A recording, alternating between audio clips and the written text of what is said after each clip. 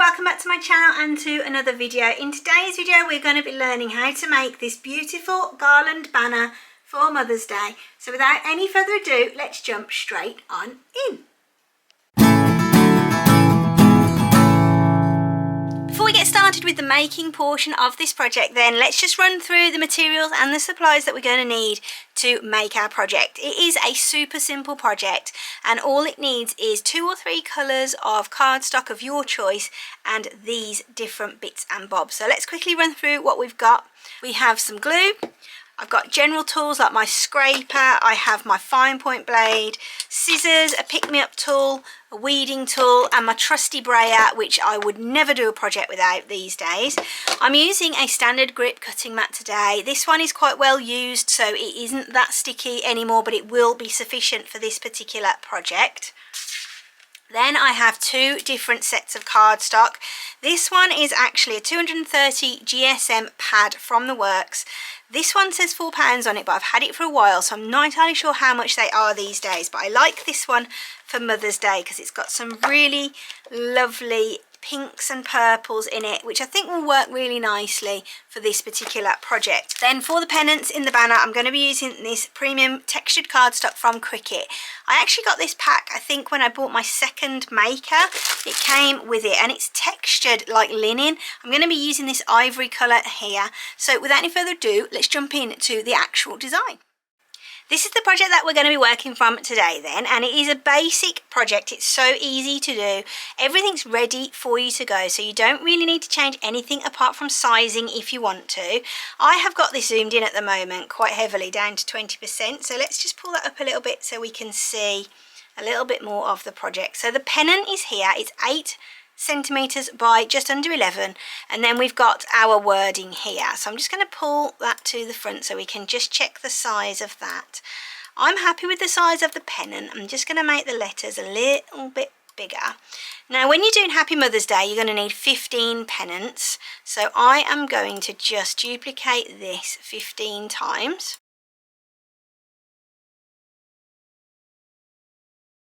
So we've now got 15 pennants on the screen and we've got all of our letters.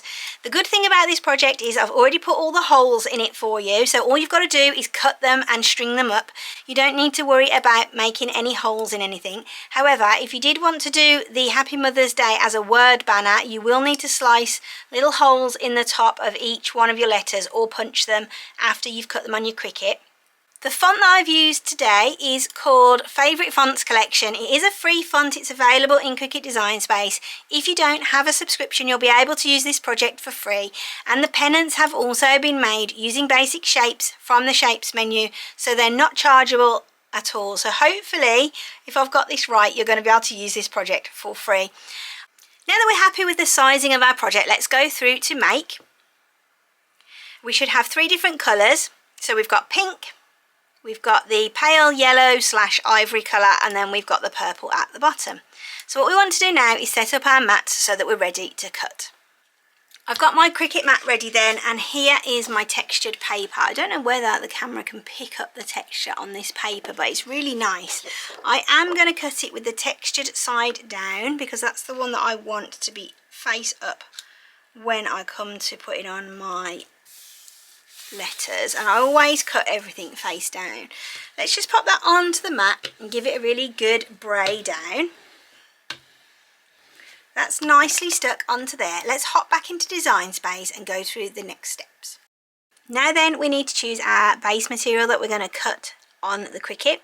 So we need to decide which setting best suits what we're using. So obviously my cardstock is going to be different to what you're using. And when I cut this, I'm going to use this deluxe paper setting, because even though this is a Cricut branded piece of cardstock and it's called textured cardstock, it doesn't actually come up when I go to search on Browse All Materials. So I'm going to use the deluxe paper setting. If you haven't got that setting as a bookmark, all you'll need to do is go to Browse All Materials, and then you can type in at the top in this search box deluxe cardstock, or you can click on the all categories drop down box here and you can select the cardstock category, and then that will show you all of the different cardstocks that are here. You can choose from that as well if you want to. So there is another setting which I do like, and that is cardstock for intricate cuts. And when you use that one, your machine is going to do 2 passes over the design. So it's a really good slow cutting process. So it makes for a really good cut for the most part. I am also a big fan of using the poster board setting, and I use that for anything that is around 300 GSM. So if your cardstock is thicker than what I'm using, mine is 230, then you may need to look at using the poster board setting. I would always recommend doing a little test cut with a star or a heart just in the corner with that setting that you've chosen, just to make sure that it's going to work, because you don't want to put your whole sheet of material down on your mat and then it not to cut or for it to chew it up. So it's well worth doing a test cut. As I said, I'm going to use deluxe paper, which is this one here. I'm going to click on it here. You can see that the little tick has appeared. Let's click on done. That is all there ready to go. I'm leaving my pressure at default and I'm ready to start. The only thing I need to change is which mat I'm cutting, because I'm going to skip the letters first of all and go straight to the pennants. So I want to make sure that my pennants are highlighted just there, and now I'm ready to go. Here are all our pennants cut then, and all our letters, and it's super simple to make this project. All you're going to want to do is grab your pennant, grab your letter, glue it on. I decided in the end to just go for one pattern because I think it's going to look nicer.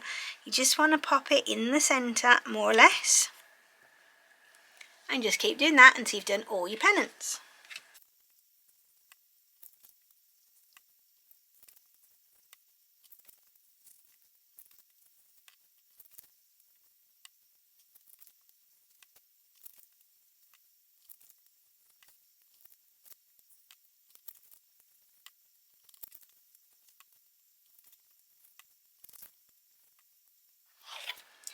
So in the end then, I decided to go with one colour for my lettering, and I used this chevron cardstock, which I thought was really pretty. It's got pinks and purples in it, and I just thought it's going to make it a little bit more simple as well, keeping everything together. I love the chevron design, and because it was only really just over half a sheet, I've got a big chunk of it that I can use for another project there as well.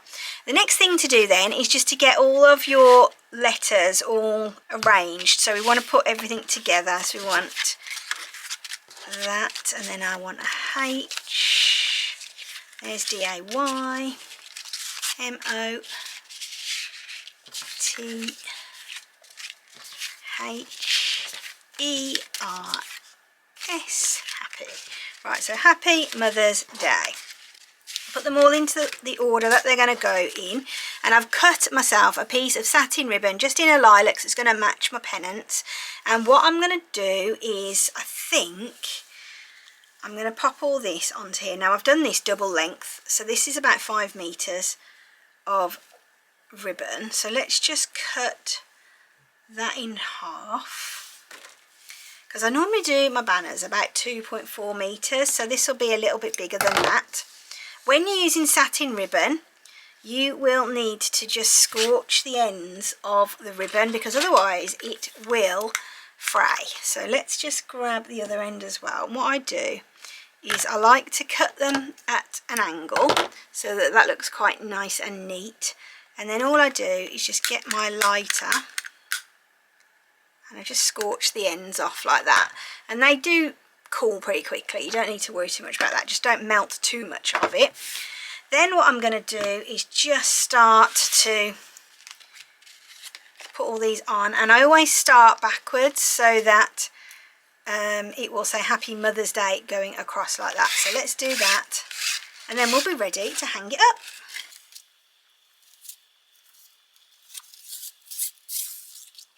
Here is the finished garland then. I've just popped it up in the kitchen ready for when my mum and my mother-in-law come round on Sunday for Mother's Day.